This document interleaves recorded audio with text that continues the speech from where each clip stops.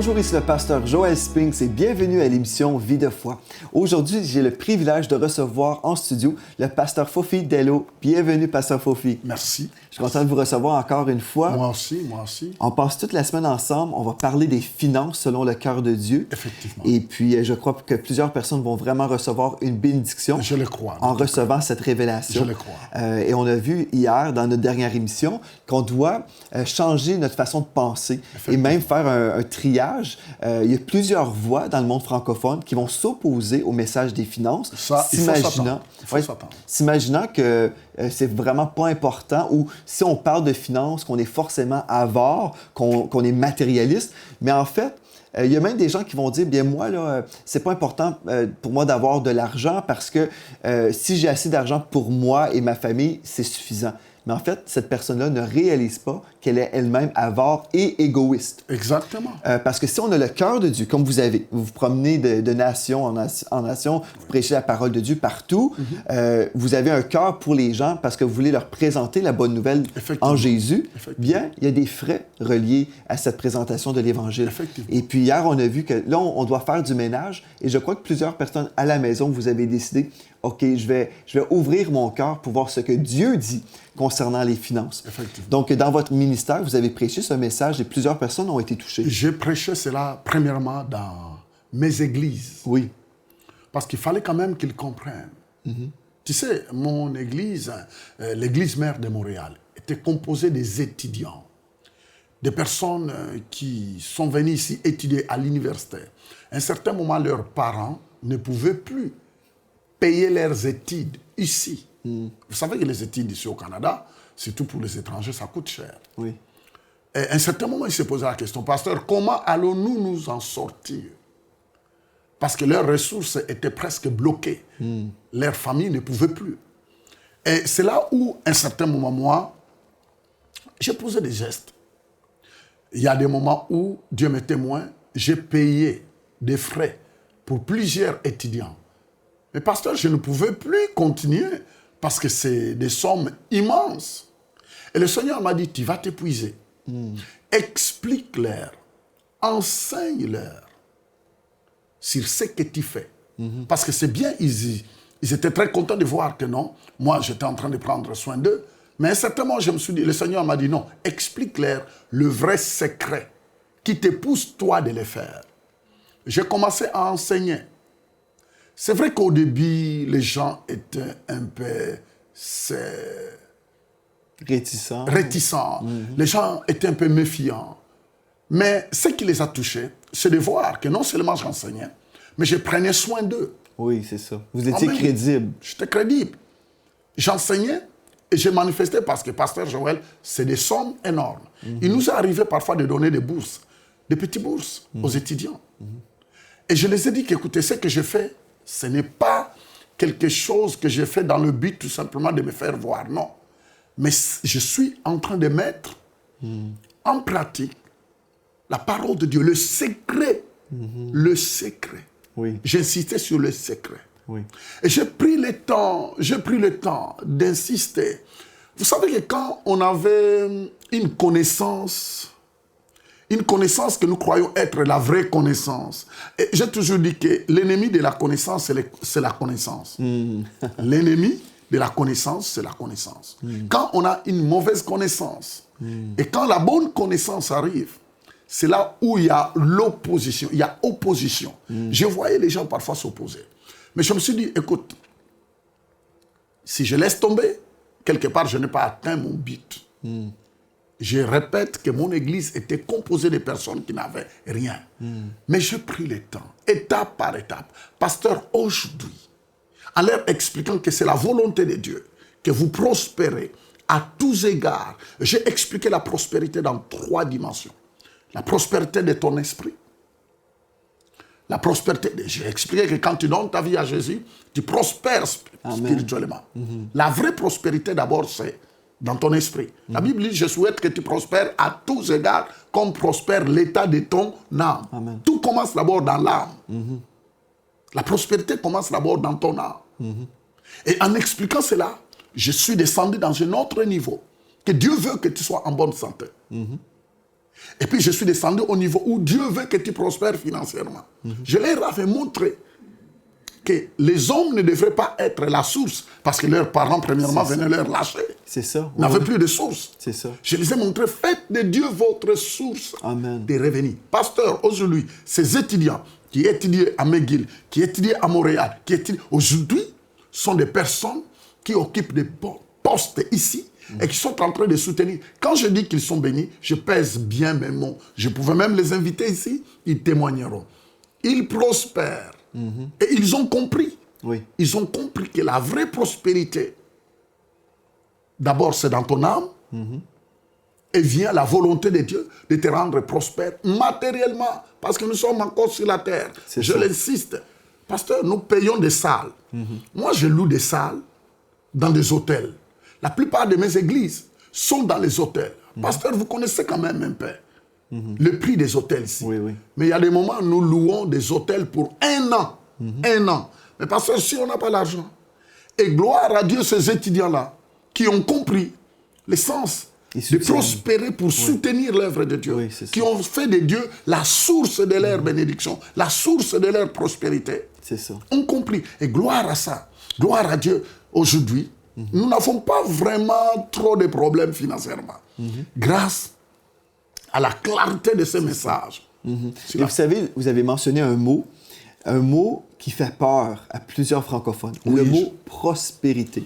Et c'est un mot qui fait peur, pasteur, parce que j'ai compris pourquoi. Ben, de un, le diable veut garder l'Église pauvre, parce que si nous sommes pauvres, nous sommes totalement limités. Certainement. Mais il y a une autre raison aussi, c'est que quand on lit la Bible en anglais, moi j'ai toujours étudié en anglais, donc pour moi je lisais la parole de Dieu en anglais.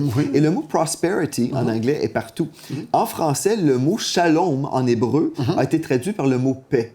Donc, au Québec, en France, peu importe dans le monde francophone, on peut parler de la paix de Dieu et on ne vit pas d'opposition. Les gens ne s'opposent pas. Mais pourtant, c'est le mot shalom en hébreu, qui veut dire rien de manquant, rien de brisé. Ce mot-là, en anglais... Ça, c'est la volonté de Dieu. Amen. Dieu veut qu'on ne manque de rien. C'est ça. Mais en anglais, c'est le mot prosperity. C'est pour ça, des fois, les gens disent, bien là, c'est un évangile américain. Mais en fait, c'est pas américain, c'est juste parce que c'est les anglophones qui en ont parlé, parce que dans leur Bible, c'est le mot prosperity, prospérité. Mais c'est écrit. Et on retrouve parfois le mot prospère en français, mais c'est assez rare. C'est vraiment le mot paix qu'on voit constamment. Exactement. On peut même enlever, si vous voulez bien, qu'on enlève la prospérité, si ça dérange aux gens. Mais attends, le vouloir ou pas, mais c'est la volonté de Dieu que nous soyons bénis, que nous réussissons matériellement. Amen. Mais il faut toujours arriver à comprendre, mais pourquoi Dieu veut qu'on soit béni? Bien, Dieu a un cœur de père, mais aussi Dieu veut sauver. Dieu a déjà donné son Fils, Jésus, qui est mort sur la croix.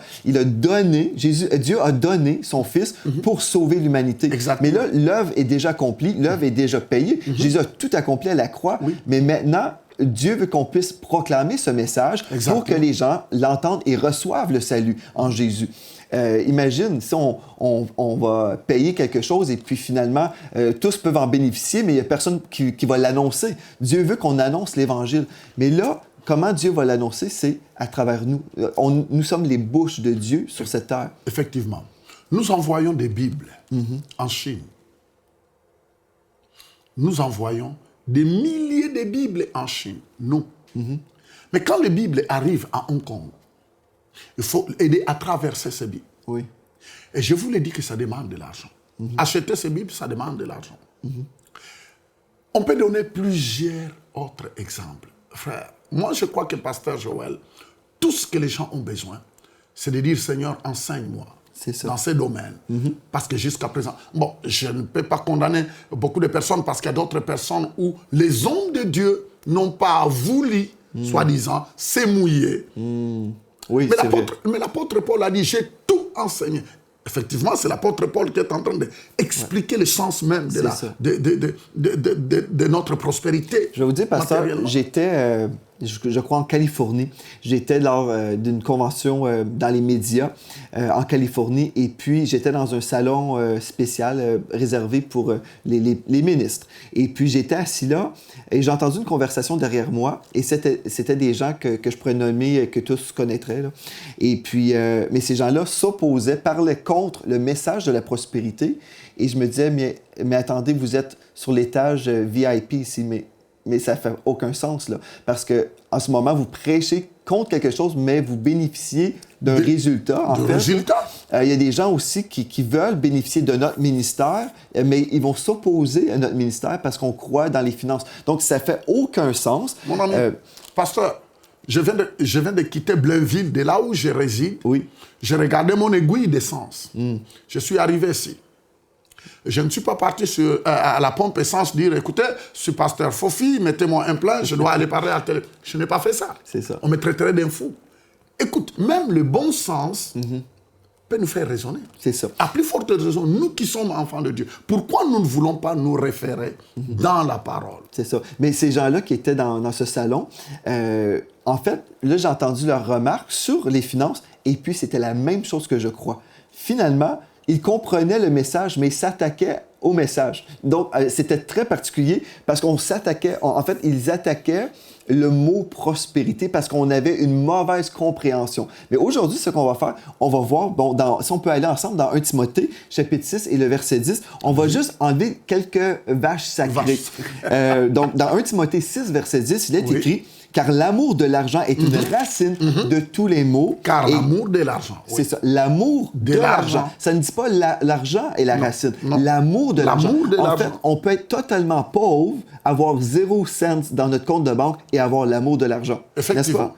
Et on peut avoir beaucoup d'argent aussi et ne pas aimer l'argent, aimer Dieu premièrement. Exactement. Donc, ce que Dieu recherche, c'est notre cœur. Dieu recherche notre cœur, qu'on doit l'aimer de tout notre cœur, de notre force. Et c'est ça. Donc, si on aime le Seigneur, mais on comprend que l'amour de l'argent est une racine de tous les maux, je dois comprendre que je vais pas mettre mon attachement ou mon affection dans l'argent, mais en Dieu. Et si j'aime mon Dieu et Dieu me bénit, je vais prendre cet argent-là pour financer son royaume. Donc, c'est simple comme bonjour, mais il y a des gens, des fois, qui vont dire « Ah, mais l'amour de l'argent, oui, c'est vrai, c'est dans la parole de Dieu, mais il faut bien comprendre les choses. » Sans vous couper, la parole de Dieu dit « Tu aimeras le Seigneur, ton Dieu, de tout ton cœur, tout ton cœur, toute ton âme, de toute ta pensée. » De toute ta pensée. Quand nous nous appliquons sincèrement sur ces passages, l'argent ne sera plus un problème. C'est ça. Parce que tu comprendras que ce qui est à toi appartient à Dieu, qu'il est la source. C'est ça. Quelque part même quand les chrétiens disent que non. Moi, je crois que la plupart des gens qui s'opposent, eux-mêmes, ils ont un sérieux problème. Oui, en fait, ils ne veulent pas que Dieu touche. La Bible dit que là où se trouve le trésor de quelqu'un, c'est là où se trouve son cœur. C'est vrai.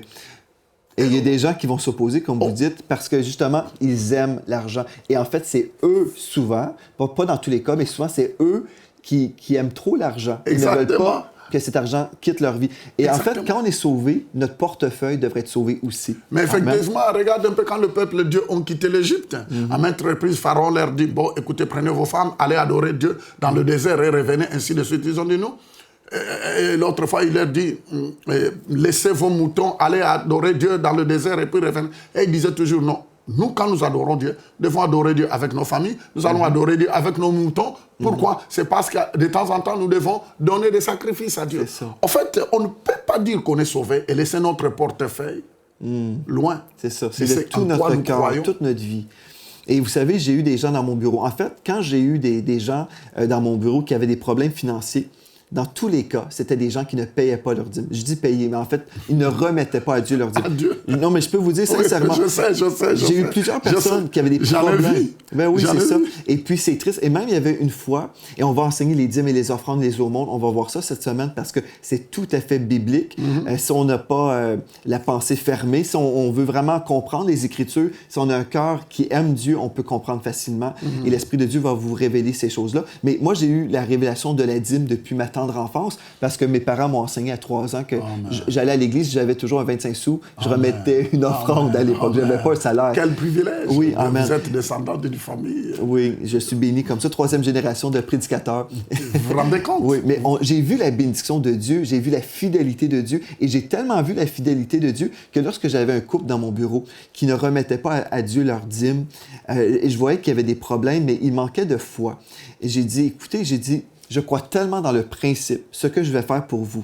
Je l'ai fait une fois. J'ai dit, écoutez, je vais vous donner le montant de votre dîme. je vais vous donner. J'ai dit, et vous avez le choix. Vous pouvez manger cette semence ou vous pouvez la semer.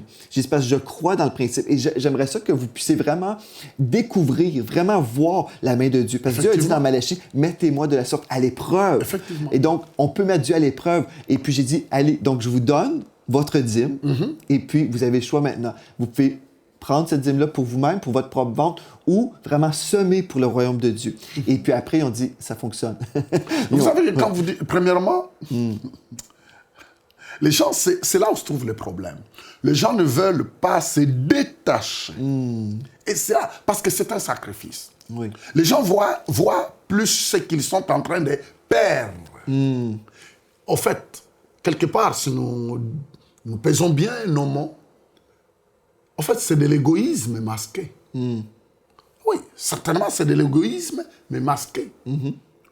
Et de l'avarice. De l'avarice. Vous voyez, il y a d'autres personnes qui traitent d'autres personnes d'avarice. En fait, c'est eux qui vivent dans l'avarice. C'est vrai. Parce que le fait de ne même pas vouloir te séparer de ça, tu as un problème. C'est ça. Et la Bible dit qu'il y a plus de bonheur, il y a plus de joie à donner. Il y a même de la joie. Regardez un peu quand on pose une acte. Quand on fait un geste, c'est que ça mène. Mais il faut qu'on comprenne cela. C'est ça. Dieu a tant aimé le monde qu'il a donné son Fils. C'est ça. Dieu, c'est un donateur. Ah, merci. Dans Hébreux 13,5, il est écrit « Ne vous livrez pas à l'amour de l'argent. Contentez-vous de ce que vous avez, car Dieu lui-même a dit « Je ne te délaisserai point, je ne t'abandonnerai point. Il y a des gens qui vont prendre ce texte-là pour dire « On ne doit pas viser plus haut. » Contentez-vous, mais c'est une mauvaise façon de comprendre le texte. Contentez-vous, ça veut dire on va être reconnaissant pour ce que Dieu a donné, mais ne vous livrez pas à l'amour de l'argent. Donc, on n'aime pas l'argent, on va être content de ce que Dieu nous a donné et dire merci Seigneur Dieu parce que présentement, j'ai telle chose dans ma vie, merci Seigneur Dieu. Mais là, j'ai d'autres principes dans la parole de Dieu qui me disent que je dois semer pour avoir une récolte. Exact. Donc, si Dieu me donne des instructions pour vivre une récolte, je devrais comprendre que Dieu veut que j'augmente dans ma vie. Mais ça ne veut pas dire, quand ça dit contentez-vous, ça ne veut pas dire soyez comme relâchez-vous et puis n'aspirez pas à autre chose. Et puis c'est ça qu'on a eu comme problème dans le corps de Christ. On a pris des textes comme ça, ne vous livrez pas à l'amour. On ne vous livrez pas à l'amour de l'argent. Puis ok, bien finalement, la pauvreté, c'est la volonté de Dieu. En fait, je me souviens même d'un pasteur dans ma jeunesse. Il arrivait à l'église avec un véhicule tellement vieux et avec des grands problèmes. Finalement, en arrivant à l'église, on voyait son capot ouvert et puis il travaillait sur son véhicule le dimanche. Et puis, il y avait des gens qui ont dit « Oh, pasteur, c'est beau, on vous garde humble. » Et puis, au lieu de bénir leur pasteur, ils voulaient le garder humble comme ça. Mais il y a toutes sortes de fausses pensées, des raisonnements erronés là, par rapport à l'argent. Oui. C'est ça. Moi, personnellement, pasteur, je crois que le Seigneur nous fasse grâce, nous, en tant qu'hommes de Dieu, que nous soyons éclairés dans le principe de Dieu et que nous n'ayons pas peur de l'expliquer. Parce que nous ne rendons pas service aux brebis que nous dirigeons. Mais ce même pasteur n'avait pas la révélation qu'on va partager aujourd'hui. On revient dans ça. Il faut être enseignable. C'est ça. Donc, parce qu'il y a d'autres personnes qui pensent que ce qu'ils connaissent, j'ai toujours dit, je le répète, que l'ennemi de la connaissance, c'est la connaissance. C'est ça, la mauvaise connaissance. Mais si on va ensemble dans le texte qui va vraiment aider nos frères et nos sœurs à la maison, c'est dans 2 Corinthiens chapitre 9 et au verset 6. Ici, on voit que Dieu nous donne vraiment sa vision des choses pour les finances dans le corps de Christ. Et puis, on va arriver aussi aux dîmes et aux offrandes et aux aumônes. On va tout voir ça cette semaine parce que ça va vraiment vous aider. Mais je peux vous dire, les gens que j'ai aidés dans ma vie qui avaient des problèmes financiers, lorsqu'ils ont commencé à appliquer la parole de Dieu, mais aussi avec leur foi. Pas simplement le faire comme un paiement là, d'un compte qu'on reçoit à la maison. Non. Mais on le fait à chaque semaine. Lorsqu'on livre, on remet au Seigneur notre dîme, on le fait comme un geste de foi dans l'adoration aussi. Et on déclare la parole de Dieu sur cette semence parce que dès qu'on a remis à Dieu notre dîme, nous sommes attachés spirituellement à la bénédiction et pas la malédiction qui règne dans notre monde. Mais dans 2 Corinthiens chapitre 9, verset 6, il est écrit « Sachez-le ». Premièrement, sachez-le. Une chose importante. Oui, sachez-le. Dieu veut qu'on soit au courant. Donc, si on n'en parle pas, les gens ne peuvent pas le savoir. Non. Donc, sachez-le, celui qui sème peu, moissonnera peu, et celui qui sème abondamment, moissonnera abondamment. Donc, Dieu n'est pas contre l'abondance, pasteur. Non, okay. non. Que chacun donne comme il a résolu en son cœur. Ici, ça nous parle des offrandes, pas de la dîme. La dîme, c'est facile à calculer, c'est toujours la même chose. 10%, peu importe le salaire que vous avez, le 10%, il va partout. Moi, je connais même d'autres personnes, je connais personnellement, des personnes qui ont décidé de ne pas donner les 10%, mais de donner plus. Amen, c'est possible. Et Dieu honore leur foi. C'est certain, amen. Que chacun donne comme il a résolu en son cœur, en rapport avec les offrandes qu'on fait, sans tristesse. Et juste préciser, une offrande, c'est quand on est là, on dit, Seigneur, bon, il y a un évangéliste peut-être de passage à l'Église. Je veux semer dans son ministère, je veux être une bénédiction, mais Seigneur, montre-moi le montant. Et puis là, Dieu nous donne quelque chose dans notre cœur, un montant, et puis on va donner selon notre cœur. C'est pas la dîme, c'est vraiment l'offrande. Il y a une différence dans la parole de Dieu, c'est très, très clair. Que chacun donne comme il a résolu en son cœur, sans tristesse. Ni contrainte, car Dieu aime celui qui donne avec joie. Ça fait toute une différence. Et là, remarquez bien, verset 8. « Et Dieu peut vous combler de toutes ses grâces. » Ou le mot grâce, on pourrait remplacer par le mot faveur. Faveur, oui. Donc, Dieu peut vous combler.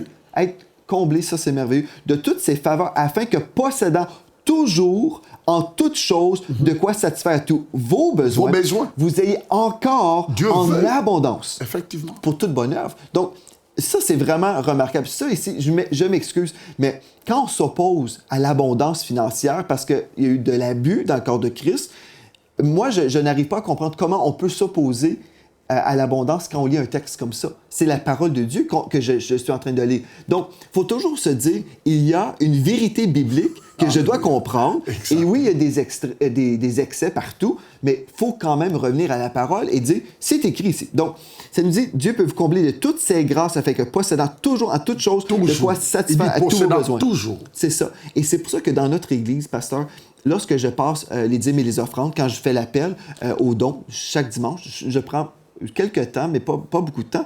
Je remercie le Seigneur parce que nous sommes toujours dans l'excès, toujours dans l'abondance. Amen. Et puis, je peux vous dire, on n'est jamais en déficit dans notre Église. Même pourquoi? Pourquoi? Parce que Dieu est notre source et les gens sont enseignés. Et puis, je ne mets pas de pression sur les gens. Non. Nous, on prie, on demande au Seigneur, Seigneur, merci pour ta provision. Et les gens comprennent et puis les gens vont semer et puis la récolte est toujours là. Tu sais, c'est quelque chose, comme je l'ai dit, que j'ai expérimenté dans notre Église mère de Montréal.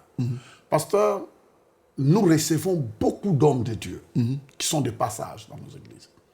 Mais je me souviens, il y a des hommes de Dieu qui nous ont rappelés pour nous dire, nous remercions le Seigneur qui nous a permis d'apprendre des choses sur votre ministère. Et ce n'est pas... Mais je voulais tout simplement dire aux gens, ne mettons pas Dieu dans une boîte, mais laissons Dieu être Dieu.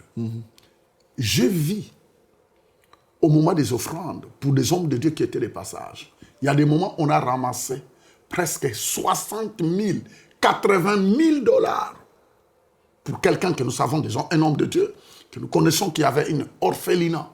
Je demandais tout simplement à l'église, je dis, regarde le besoin.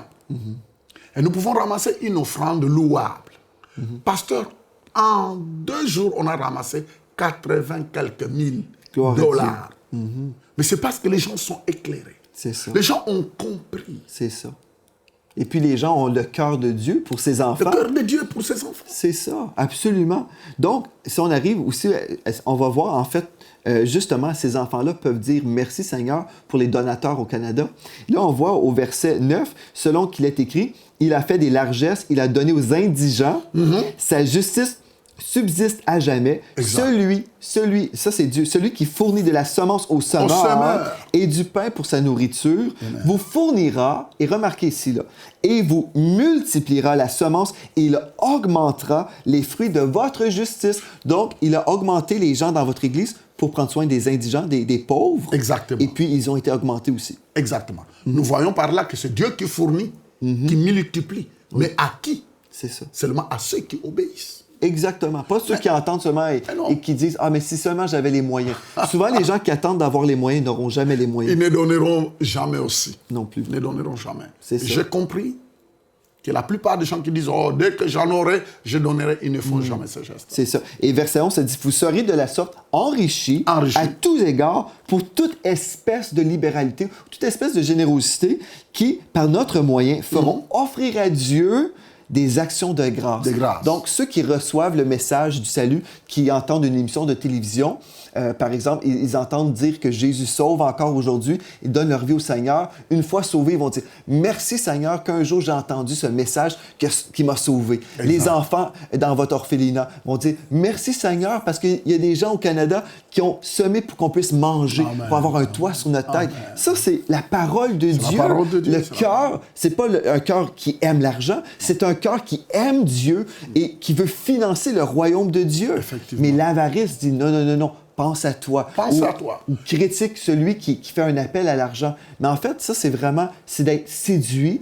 En fait, on pense être dans la vérité, mais nous sommes dans un courant ou dans un esprit de séduction qui nous appauvrit, qui appauvrit le royaume de Dieu et qui limite le royaume et vraiment l'avancement du royaume de Dieu. C'est clair et net. C'est clair et net.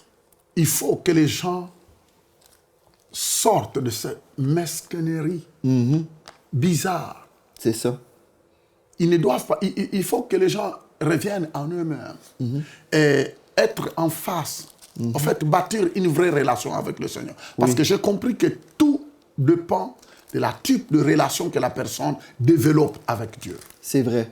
Oh oui, pasteur, c'est très important. La relation que chaque personne développe vis-à-vis du Seigneur va déterminer. Vous savez qu'il y a d'autres choses qu'on n'écoutera plus. Vous savez, les gens avalent n'importe quoi, tout simplement parce que leur relation avec le Seigneur est moindre. C'est ça. Et ils se laissent emporter par toutes choses. Actuellement, ce message est beaucoup attaqué. Oh, j'en ai rencontré. Moi, j'ai vu des personnes venir même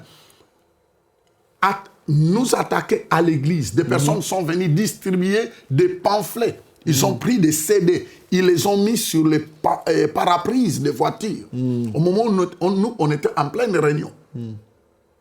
Des groupes, soi-disant des pasteurs, des groupes, soi-disant des chrétiens, sont venus mettre des enseignements, des CD. Pour détruire l'œuvre de Dieu, finalement.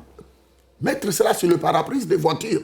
Quand le culte est fini, les gens sont sortis, ils ont trouvé qu'il y avait des CD sur toutes les parabrises. Et finalement, ils m'ont rapporté. Je l'ai écouté, j'ai rigolé. Vous savez, c'est pourquoi j'ai compris que l'enseignement est très important. Quand le peuple de Dieu sont bien enseignés, peu importe la déviation, peu importe l'opposition. C'est ça. Les gens pensaient... il les disait vis-à-vis que nous allons détruire. Je les ai entendus dire, les gens appeler pour dire nous allons détruire cette église. Mais quel esprit? Est-ce que c'est l'Esprit de Dieu qui a inspiré ces gens-là à faire ça? Parce qu'en fait, l'Esprit de Dieu nous pousse vers les perdus. Vers les perdus. Vers les perdus, pas. Vers les perdus. Mais on va continuer demain, pasteur. On va poursuivre dans ce sujet. C'est tellement important parce qu'il y a des gens qui sont en train de recevoir une délivrance d'un esprit de religion, de séduction. Et puis vous arrivez vraiment à vivre pleinement cette révélation qui va vous affranchir. Donc, gloire à Dieu. Merci d'avoir été là, pasteur Fofi. Merci. On poursuit demain dans cette révélation de la multiplication. On va en parler, ça va être super bénissant. Merci aussi à vous d'avoir été là et d'ici à demain, soyez richement bénis.